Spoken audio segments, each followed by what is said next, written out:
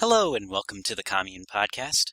This time we will be talking about Ecco the Dolphin, but before we get to the game proper, I wanted to ask, Fox, how have you been doing?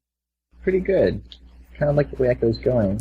Well, I like the atmosphere it's projecting. It's kind of fun. Nice.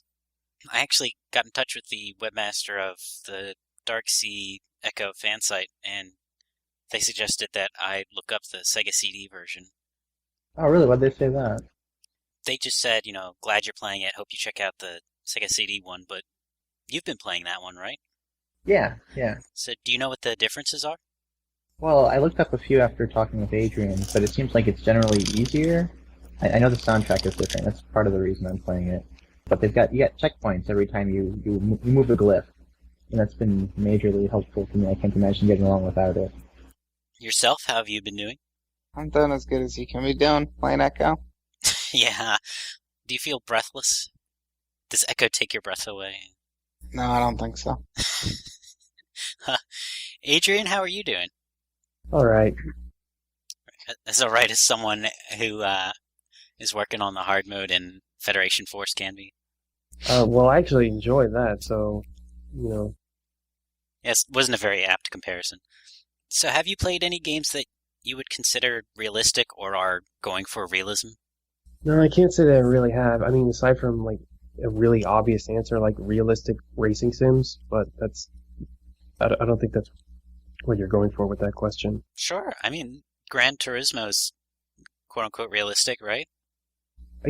Yes, but I remember playing the ones at the arcade that we went to at the Colonial Bowl. Oh.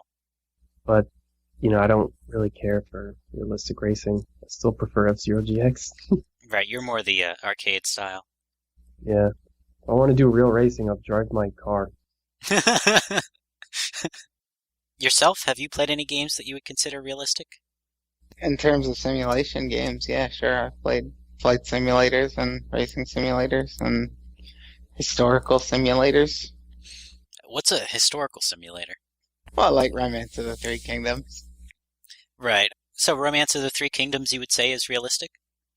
Sure, I mean, it goes out of its way to add lots of historical detail, and I feel like a game where I can learn about history has to be realistic in some regard. So what makes it realistic are all the little aesthetic details that are taken from reality. It's not just aesthetic details. I mean, the types of conflicts or what armies are using or whatever. Like historical figures. Yeah, that's all based in reality, at least. Nice. Yeah, I see what you mean. Fox, have you played any games that you would consider realistic? About to the same extent as yourself said. Yeah, I can't think of anything more substantial than that from what he's covered. Have you played any flight sims? Yeah. What would you say makes those realistic?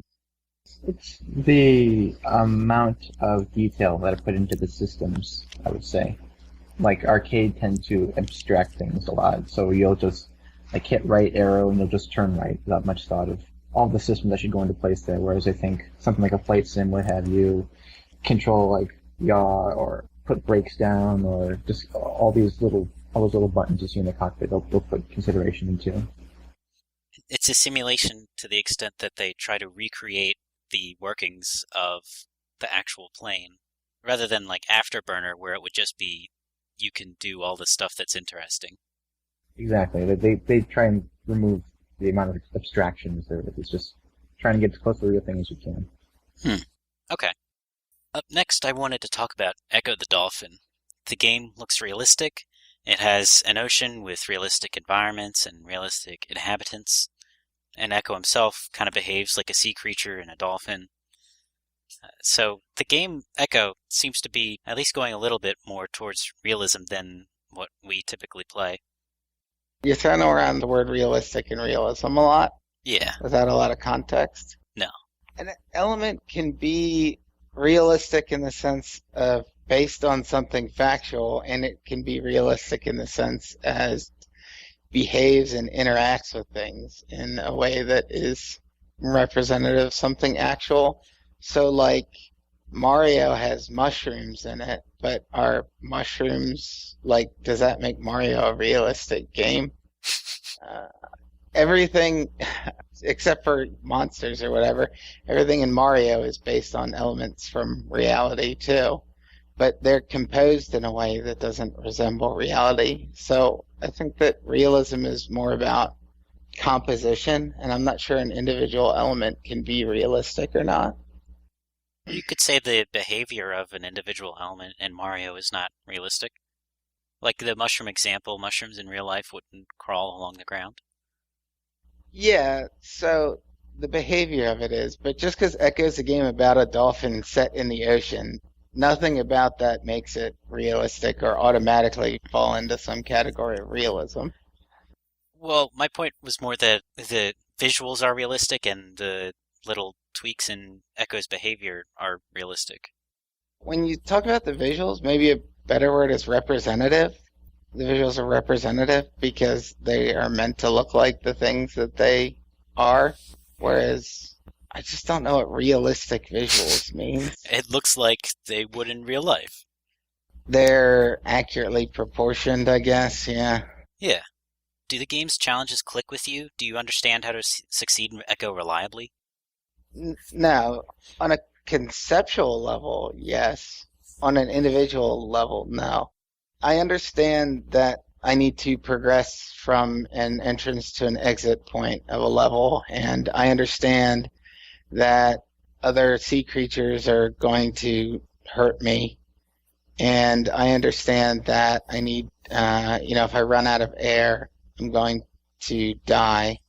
But in terms of how do I get past these sharks in this area, or how do I sneak past this octopus? They don't necessarily feel like they build on each other that well or flow from each other that well or fit into my normal expectations of clear-cut challenges. Okay. Fox, can you consistently kill enemies without getting hit yourself? No, I cannot. I've gotten better, but there's still a lot where if it's something like a crab that just flies at you, I have a hard time consistently getting away from those guys. So there are a lot of enemies that just move too quickly for you to react to them. Yeah, exactly. Okay. Adrian, are you able to clear the time challenges in Echo reliably? What I mean in specific is going from one air pocket to the next. Are you able to pretty much make it? Yeah, I am, but as Fox mentions, there is an issue with the way enemies are designed in this game, where they just come at you too fast. Either too fast to react, or too fast for me to reposition Echo, because they love coming at diagonals where his sonar won't actually hit them, so they'll hit you at the tail or something, even if I'm quick enough to fire off that sonar. And of course, Echo himself moves pretty fast, so his own fast movement speed combined with the fast enemy speed, even if you're going really slow, makes them a pain in the ass. So you have trouble with the enemies, but you would consider the map predictable enough that you can clear those breath challenges? Yeah, there are the occasional collision issues where you go through a narrow passage where there's a spike, and those are always annoying. Either Echo's collision box or the collision box of the tiles are bigger than they look. So you see that little bit of open space above Echo, it's I just want to move up. Just move up. And that's probably one of the most annoying things to look at in this game. All right. That's a good transition into our next topic. Would you say that Echo behaves like a dolphin in real life would? So yeah, and I think I know the exact things you want me to cover. Echo has to rotate into the direction that he's moving in. He has a turnaround animation, and if Echo is remaining stationary, he will drift much like anything else in the water. Do those features, do they add to the challenges? Do they make anything easier or harder? They do make things harder. In Atlantis level, those spiky blocks, I get hit by them, Echo remains still, and because he's still, and I want to reposition my back, he actually drifts before I can turn him, so he ends up drifting into the spike and goes in again. It's very annoying. What about the turning animations? The turning animation is what makes those enemies annoying to hit when they come at you from behind, because by the time Echo finishes turning around, they already hit you. And that's also what makes it hard when you get into a little sort of airplane dogfight where if I don't turn around to face them, I could run away. But then I need to find a way to like circle around and then be able to hit them because they're always so aggressive and right on your tail. Yourself, you were going to say? Yeah, so it's like the control mechanics Adrian was describing make things difficult because of the composition of the levels, like the layout, where, as he was saying, you want a space to turn around, but it tends to be quite difficult to find that, and even more so to know that you're going to have room to do something like that. And when you've got enemies coming from all sides of you at once, that shows up because they like to throw so many enemies in any given area, and sometimes they respawn. So it's like not like there's not a game where a character could control like Echo and it could still follow a logical difficulty curve. It's just that the game in no way accounts for or seems to account for the way that Echo actually controls. That the enemy design and environment design are not accommodating to those features of Echo's controls. Right. I mean, it's a very claustrophobic game, and in some sense that does like bring out how fast and fluid Echo moves, but on the other hand, it also just makes it feel like you can never appreciate it.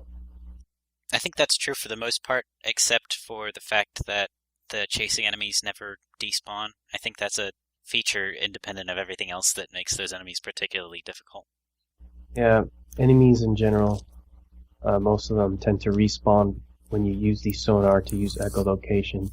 So even using a strategy to scout enemies beforehand, using the sonar, you have to be careful even when doing that, when anticipating the chasing enemies, because if you do it in the wrong spot, they come right back. Actually, now that you mention the sonar, how do you use Echo's abilities to get through challenges? What are some other things that Echo can do?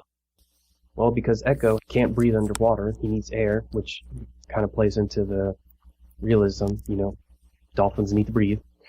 I use the echolocation to find air pockets wherever I'm going. You can even use it to see through the walls, which I don't think that's how echolocation works, but whatever. That and the food sources, like the clams, so they can, and fish. But other than sonar, there's some other stuff that Echo can do too, right? Oh yeah, Echo can go faster by hitting the C button to stroke, typical of most games that have swimming, and Echo can also do a charge attack with the B button. And he tries to hit enemies with his nose. Yeah. One annoying thing about that charge attack is that if you do it near a wall, Echo just won't do it at all. Another thing is the charge attack has a wind-up. One way I found that helped me play a lot better was hitting the stroke, then wind-up, so going CB, CB, CB, and you can kill enemies pretty well that way. There's a sense in which you have to earn that charge attack by building up the speed, whether it's the charge animation or already having speed behind you. Right, but this brings us to the predicament with those chasing enemies earlier, in that you have a wind-up time in order to hit them with a charge attack, and again, if Echo isn't angled correctly, even with his auto-aiming, he'll just go right past them. Or they'll hit him on the tail because it's only at the front of his face. Or, with the CV strategy to get out the charge faster, you might end up swimming right into them or swimming right past them, to which the charge is ineffective if they're outside of your range. And he can also jump too, right?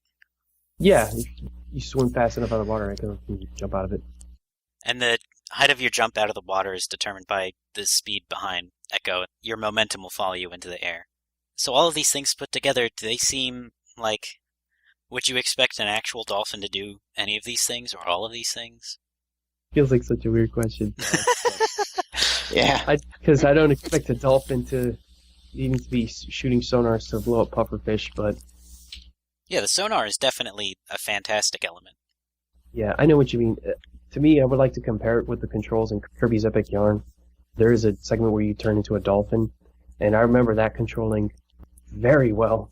But for what you mean, and it goes to all the other stuff, Echo has to turn in order to swim in the direction he's facing.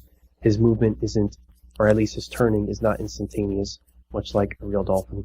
He has to breathe like a real dolphin, he has to eat like a real dolphin, and he drifts underwater like a real dolphin if he's remaining still.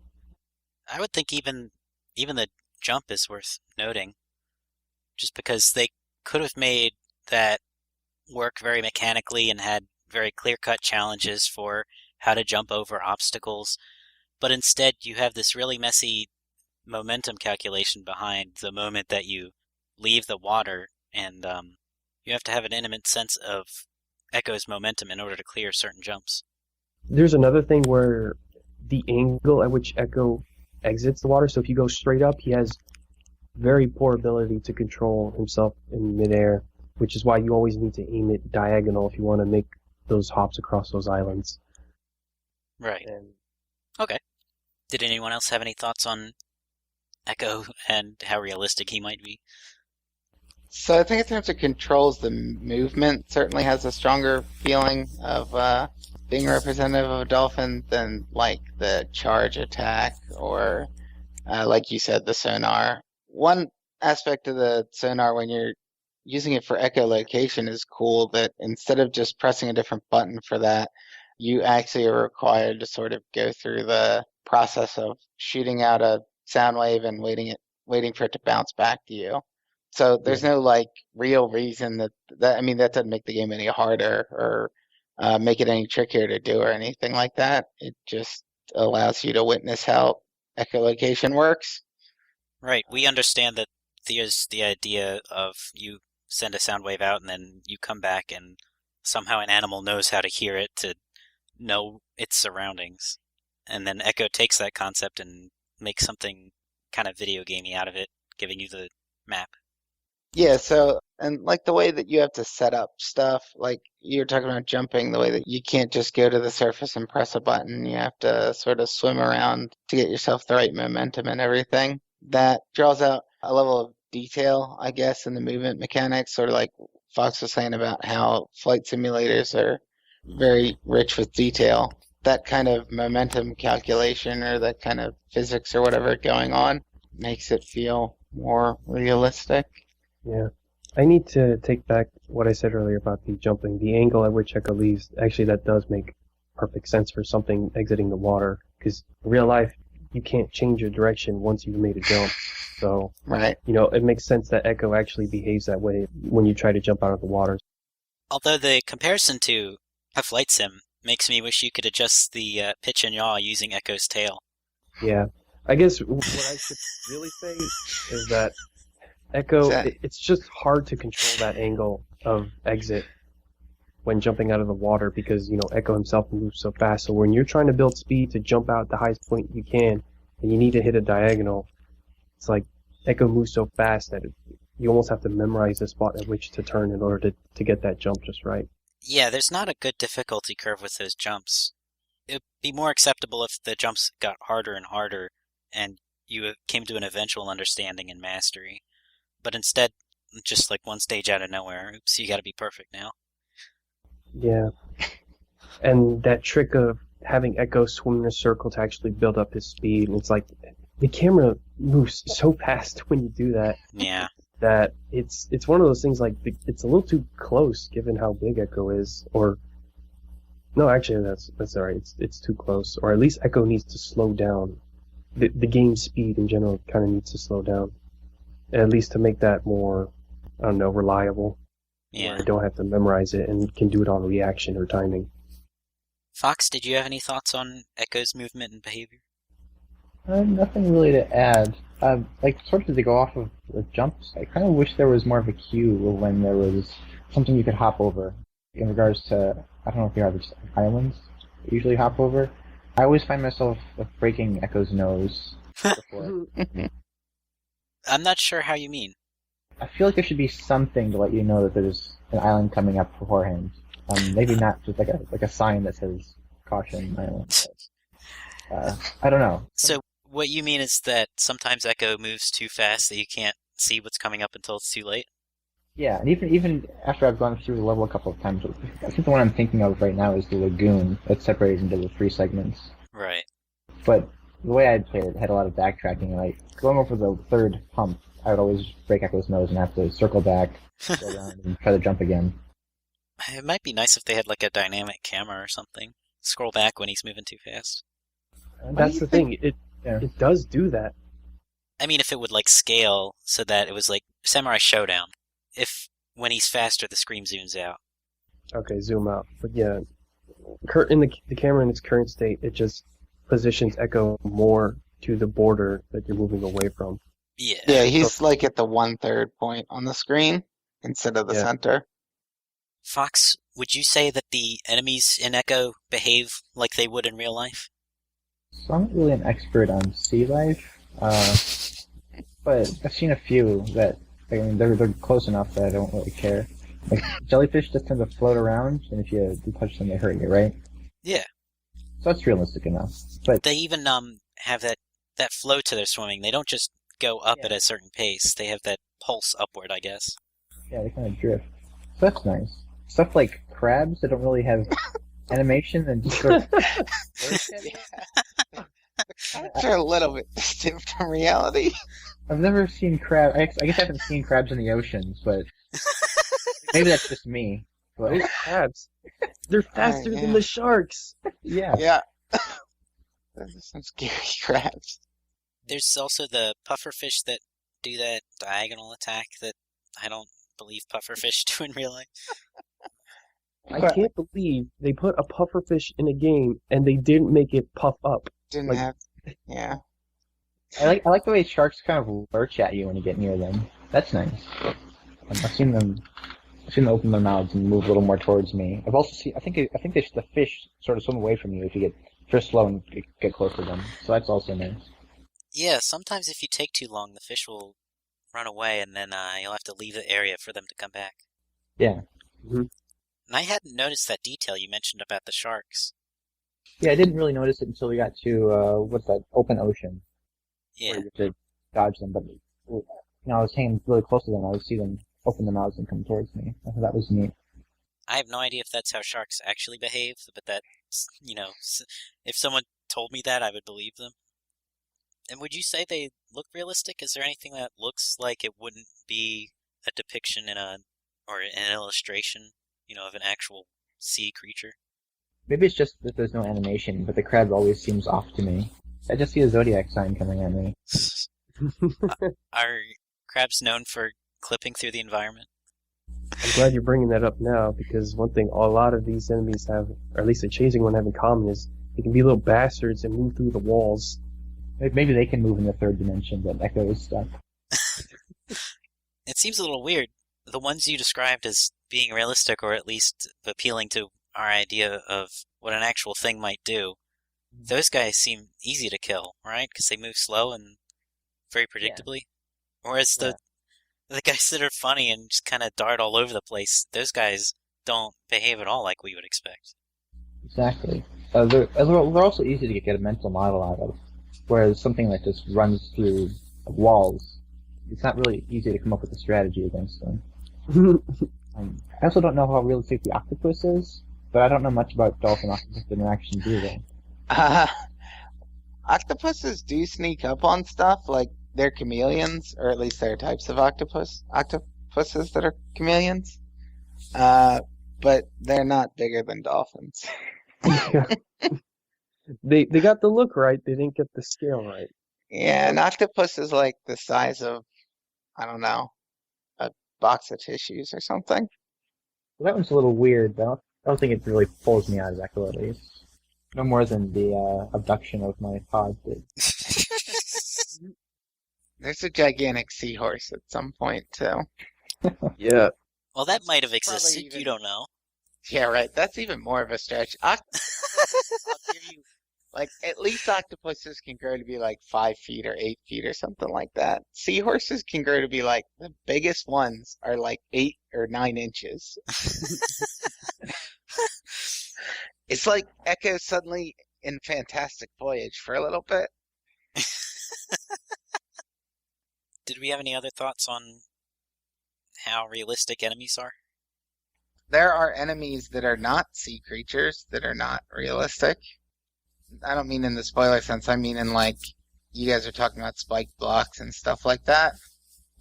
I would classify those as enemies, but maybe if we're going into the model of sea life versus environment, maybe you'd classify those as part of the environment.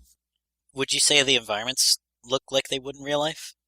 Graphically speaking, they start out in a realistic place and then gradually move away from that. Granted, I haven't played the entire game, but knowing where it ends and knowing some of the places that Echo goes along the way, that I won't spoil for Fox, I know eventually we leave the familiar oceans. It's a little like Star Even- Tropics. Right. Even the ice zone is not that realistic looking. I mean, it's, again, maybe inspired by realistic elements, but I mean, it reminds me of like Krypton from Superman. It's structures made of ice, which is not really a thing that sits on the bottom of the ocean, you know? Right. Like, the ice is all at the surface. Down underwater is just underwater, which I guess brings me to the main aspect of the environments, which I'd say very much strays from any type of realism or naturalism, in that they're structured like mazes or labyrinths with corridors and forking paths and dead ends and gates, all stuff which is very strictly man-made concepts or artificial concepts and the kind of stuff used to facilitate video game level design. So regardless of what the graphical elements comprise of, the levels themselves never feel like real environments because they're so mazy. So you might look at the wall and say, this looks like what an underwater cavern would look like, but the structure is so complicated and goal-oriented that the structure itself seems unrealistic. Yeah, I mean, I wouldn't expect there to be like a 90-degree left turn in a underwater cave. Right. Not to say that there isn't some aspect of the mazes that is... I mean, Ecco certainly has lots of dead space in it, or areas that you can explore that are essentially pointless. So that gives it some feeling of realism, just in the idea that it's not a straight linear path, or it's not purely goal-oriented, to use your word. There's junk there that's just there because, I mean, I don't think it's meant to fill out the game. I think it really is meant to just give it a more expansive feeling. The ocean feel like an ocean. Part of it is that you're constantly on a time challenge, and dead ends are meaningful for wasting air and making that challenge harder. Yeah, but not even just in dead ends. Sometimes there'll be like a lagoon somewhere that is just, you can swim to the bottom of it and there's nothing there. And then you have to jump to the next one. Okay. Like it could have just been a flat path over the, or like a flat ice slick that you could slide across, but for some reason there's water there that you can swim around in. Yeah. That gives it a little bit of space to flesh out Ecco's mechanics, to let you play around and swim around, and I definitely like that aspect of that expansiveness. Regarding the ice area in specific, something that struck me as really odd was the crushing blocks, where like the general idea of like ice shifting around on the water's surface is like something it's a cool idea and something I'd like to see. But I like in Grady's too. but then to see it implemented in such a goofy way just really rubbed me the wrong way. They're all underwater and they just rush back and forth on like a very set path, whereas what I would imagine is if it was trying to imitate reality would be on the surface these giant lumbering blocks. Grady's 2 really is what it should be. Like Right. blocks that have momentum on their own and then bounce off each other according to physics, versus, what you have there is like, I would call them dancing blocks. Yeah. But one neat little detail in the ice levels that I liked is that a lot of the surface of the water is covered in ice, so there are only small places where you can get out and get to air. So that's like a neat little detail that characterizes that particular environment. Yeah, that's one place where the imitation of reality and the gameplay crosses over because, one, that's a feature of that actual kind of environment, but also it gives the game a certain challenge because you have to find those spots where you can come up for air. The air currents, the water currents, they're put in unrealistic places though. But one thing that is realistic is if you push a heavy block in front of a current, and you stand right behind it, you won't be affected by that current. I feel like that wouldn't work the way that Echo does it. No, not the way Echo does it, but the idea behind it is easy to understand. So that's another thing, like the ice blocks, where it points to an idea that we recognize from the world around us, but is not terribly accurate a simulation of it. Right. I guess an easy way to sort of wrap this up is that most of the realism is really in the graphics, and that the game's not tile-based. Things are accurately proportioned. It's not cartoony. Like that's the easiest way to put it. This isn't a cartoony-looking game. But even beyond that, when you say things aren't tile-based, that's not simply graphically. That influences how well you can parse the gameplay and understand what kind of moves you need to do to get through the environment and encounter enemies. Yeah, and that kind of ties into a bunch of the weird collision, because the thing is, like, there's still tiles there, but they have these weird slopey tiles where it's not resolved quite well, or the collision boxes, they just made them too big. Another thing I want to say is that besides the visual design, most of the realism is pretty much in Echo's movement. There are a couple enemies like Fox mentioned. Actually, something about the enemies is the way that the enemies are grouped. It really goes both ways in terms of whether it feels artificial or realistic. Like, sharks being in a big pack is not a thing that happens in reality. That's not how sharks work. So that just feels really strange. But then the swarms of jellyfish, or whatever you call a group of jellyfish, a gaggle of jellyfish, A jar. Those are, that's something where, like, they don't necessarily have to exist in those numbers for the game to function as it does, but it makes it seem more realistic, and again, makes it seem a bit more expansive, like there's lots going on. The schools of fish are like that too, where, like, I think it was Yeah. you that mentioned that you could just have the one health item, but instead there's a school of fish and you have to pluck them off. Yeah, those as well. But then there's stuff like the crabs being on, like, hidden in walls and stuff like that. Like, I don't know what the hell that is. Fish that, like, just hang out in one area. Anything that where something has to hang out in a particular area is pretty inherently like a video gamey limit. Like, Yep. Yes, this is the corner where there's always two puffer fish. And that appeals to the gameplay in the sense that you can map stuff out with your sonar and see an enemy coming up. Right, it's not just like a computational limitation, it's a aspect of predictability or solvability. The player needs to have some sense of what's happening or what the level is. Yeah. Fox, would you say Echo is a game that imitates reality in any meaningful way?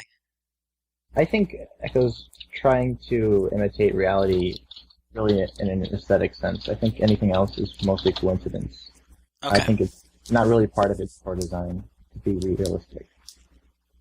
All right, thank you all for joining me. Yourself, if your pod was zapped away, what would you do? I guess eat all the leftover fish. So it'd be like a good day for you. Sea's all yours. Adrian, what would you do if your pod was zapped away? Get another one? Get another one. Good idea. Fox, if your pod was zapped away, what would you do? Doesn't Echo have a fighter pilot buddy that he could use to find his pod? He fries over the jungle. I'd just do that. Tell my fighter pilot buddy. We'll have to Commune Arrow fighters next. Echo and Spanky the Dolphin. I know a pod is like their group that they travel around in, but who decides who gets in and out of the pod? Is it a familial group? Do they take, like, placement tests? Placement. I'll have to find a book on dolphins. I'm Fox, looking it up. Fox, any final thoughts? No, none. All right. Adrian, any final thoughts? Echo. Echo. Echo is one of those things that shut up. Could be too much. You can even imagine it being a much better game if things were just tuned differently, like some things were slowed down or collisions was polished up a bit. So my final thoughts is that Echo's a little disappointing because it's not like it's totally awful. It's like they had a good idea of what they were doing. The camera certainly shows that they had a better idea than the guys who did Popple Mail. And the amount of effort they put into Echo's movement is like, yeah, that makes for a more interesting game. It's like, and that's one of the reasons why we do that in the first place, make things more realistic, is because when they use more realistic physics, it makes it more interesting to control. But yeah, Echo is mostly disappointing. I mean, I can get through the game, but yeah, I can imagine it being a whole lot better. It makes me want to actually like fix it up and make it myself. Stuff like the air meter seems pretty deliberately handled, and the length matches the kind of challenges you need to do. But the health meter, all of the health pickups you get seem like a huge band-aid. Yeah, Yeah. absolutely. Like health regen spots in a lot of places, and just that even when the health is 0, you're still technically not dead yet because it's in like decimal points or something. I don't know what's going on there. So that's one of the reasons why I'm actually able to get through the game. It's because it's so forgiving in that aspect. Right. And I'd have a lot less fun if it wasn't for that leniency. Yeah. But Too bad this wasn't a little later in the 90s, or else as you lose health, you might have gotten like more bloody, and then there could be like particle effects leaving blood in the water or something. Yourself, any final thoughts? I think Echo is kind of a self-defeating game. As Adrian was describing in a conceptual level, it shows a nice interest in trying to make something unique and using elements of naturalism to make a unique dolphin game. And that in and of itself, I think, is respectable and worth doing. And I'm glad it exists for that reason. But I don't think that they really thought through why it should be a maze game, or what they wanted to do with the mazes in the game, or how to make those build on the dolphin aspects. Maybe to go into a little bit of historical speculation, I think it is a game that shows people who had some lofty goals and then were very limited by the type of game that was being made at the time and didn't successfully think outside the box, really. So that, I think that sort of accounts for its mixed reputation as well. Like, you can certainly love it if you just embrace the unique aspects of it, but there's a lot to get through to get to that. And I just think as a game, it is kind of sucky. I really agree with yourself. I don't think Echo is a spectacular game, but all the ideas in it seem really interesting. I think, like, playing through Echo, you can get a ton of different ideas from it. Like, on its own, it's got the unique idea of being a dolphin. There's no people. It's really atmospheric, and it takes place in the ocean. But you can get a ton of different ideas from that. Like, if you were to make a game, make spin-off games of Echo, you could focus on one thing. It could be potentially interesting. Like Echo Jr. I don't. Okay. But if you were to focus on like an ecological aspect of how all the sea life would interact, I think that could be interesting. If you were to just focus on the labyrinths and have Echo like delve into a deep ocean with these unique environments, that could be interesting. I think it's got a lot of potential ideas in it, and not a lot that it really sticks with. Right. In a way, they kind of went with technical ambition in, making it a game about a dolphin and control as well as it does. At the same time, it's also limited by things like just the screen, and that, I understand why they kind of went with the maze game, because, swimming allows freedom in all 4 axes. So what is a maze but a level that forces you to move in all four directions, or through 2D space? But it's just Echo moves too fast that you have to take things really slow and be on the lookout for air pockets a lot, and the enemies move too fast as well, and you get stuck on them, or they get stuck inside you, and that's kind of annoying. The speed in the beginning kind of fooled me into thinking what kind of game it was, because it took me a while before I started to slow down and approach things a little more strategically. Yeah, at first you kind of want it to be a Sonic game, and then it's not that. So I think it's interesting. Another game that I and a lot of people would probably compare to Echo is for the Nintendo Wii, Endless Ocean, which is a scuba diving game. And people would go so far as to say it's not really a game because you just go and observe fish. And while you do have certain goals like see all of these fish to be able to move to the next area, it's pretty free form and sandboxy, I guess you could say. Right. And I think it's an interesting counterpoint to Echo because both of them clearly indulge in the presentation and atmosphere of the underwater environments. And yet one of them is way too punishing and serious about trying to be a video game, and the other one is way too laid back to the point of sometimes not being called a game. There's got to be a middle ground there, but I think that I respect Echo a little bit more for trying to make it into something of a game, because an aquarium simulator is not as like there's not as much excitement to the atmosphere, and there's not as much, it just doesn't force you to interact with it as much. But I do think I only bring it up just because anyone I think that is interested in Echo should try out that game, Endless Ocean, because it is a very good counterpoint. hmm This is another thing I realize is that I don't know many games about swimming. Wait a minute. Yourself, What? why didn't you bring up Endless Ocean when I asked for realistic games? That's like a super realistic game. I don't know, I wasn't thinking about it at the time. Well, I mean, would you say it fit for that? Like, it's trying to imitate reality? Yeah, absolutely. As I just said, to the extent that it is just almost a museum exhibit. And the thing is, I think part of what's weird about that is that like a scuba diver with no goal except to photograph fish is inherently someone who is observing something, and playing as a character or an entity whose purpose is to observe things inherently removes like all agency from the game. And so it's hard to even feel like it's realistic because it's kind of just the same as like like a realistic game, because there's no real mechanics to even be video gamey in there. I guess what gives Echo interest is the concept that there's a game where you play as a sea creature and you're just trying to make it in the big world of things eating you. Yeah. To wrap up my thought earlier, I actually don't know that many 2D games, that is. There's plenty of 3D games that have some swimming level that makes for comparison. But for 2D games, I don't know that many that's predominantly about swimming like Echo is. And the only other comparison I have is just those few levels where Kirby turns into a dolphin in Kirby's Epic Yarn. There are lots of swimming levels in 2D games, like you just said about 3D games.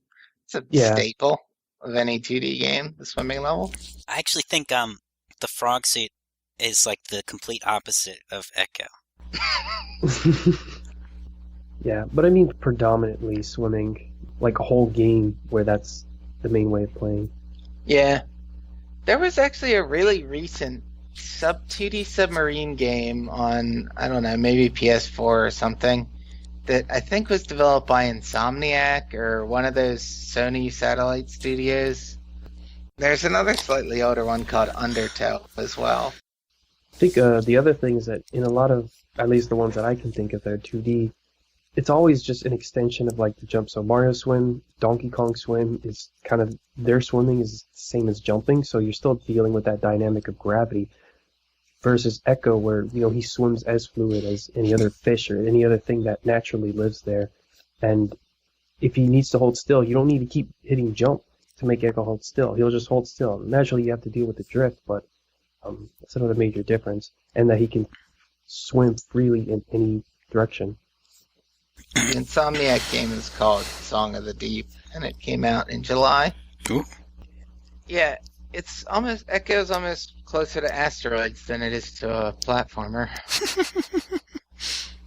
You know what's strange is, of all the ideas you could get out of Echo the Dolphin, I think time travel is one of the weirdest directions they could take it.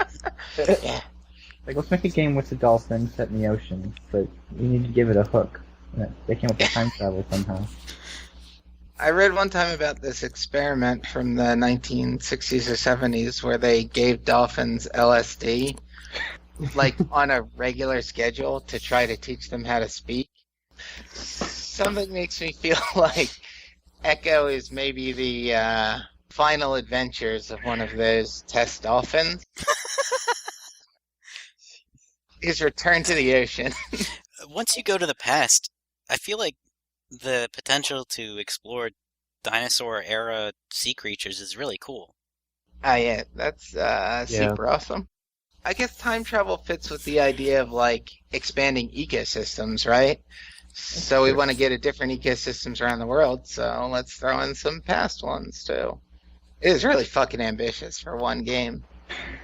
Yeah, and that they managed to get as many like different level themes as they could for a game that's entirely in the water.